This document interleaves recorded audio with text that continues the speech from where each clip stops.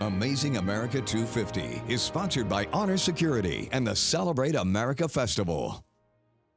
Michigan was a manufacturing powerhouse in the early 20th century, but that manufacturing might was tested during World War II.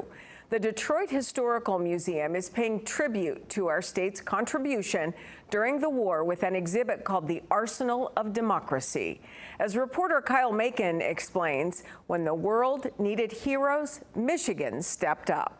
In the early 1900s, Michigan was producing 60% of the world's automobile supply. On December 7, 1941, Pearl Harbor would be attacked, plunging America into World War II. But the country was unprepared. We were the 19th largest military in the world. We had a smaller military than Portugal at the outset of World War II.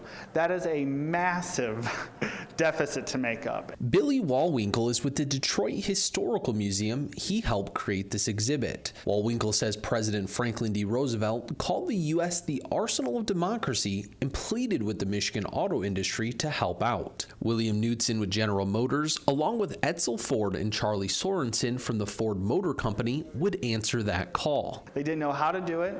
They knew they could do it because of their engineers, their craftsmen, their line workers. Everyone across the board was talented enough to pull it off. Within months, 95% of Detroit's manufacturing capacity was dedicated to war production. More than 700,000 men and women were working in the factories, and the Willow Run bomber plant was built. By the end, they were producing a bomber an hour. But it's hard to believe, considering one plane would need all these rivets. By the end of the war, they produced over 8,600 planes. And Chrysler's tank arsenal made more than 25,000 armored vehicles, primarily the M3 Lee and the M4 Sherman models. Walwinkle says our tanks weren't the best, but we made the most repairable, the most efficient, and the most tanks.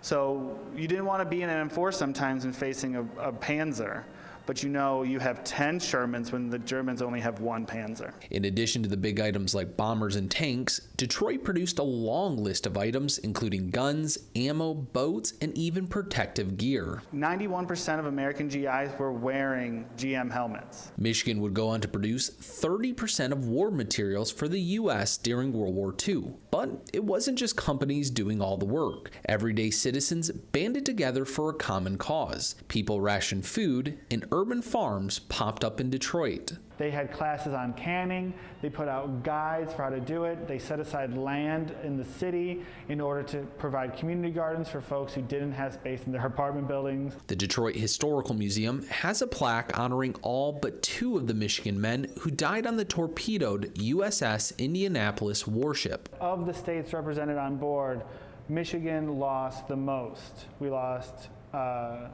over 60 men. We had 99 on board. Walwinkle says from the front lines to the assembly line, Michigan played a major role in defeating the Axis powers. And going forward, you can see the state's impact in World War II on display forever. I am happy to say that the Arsenal of Democracy is a permanent exhibition at the Detroit Historical Museum here in Detroit. When the country needed Detroit and the state of Michigan most, we didn't just help out, we dominated. Reporting in Detroit, I'm Kyle Macon.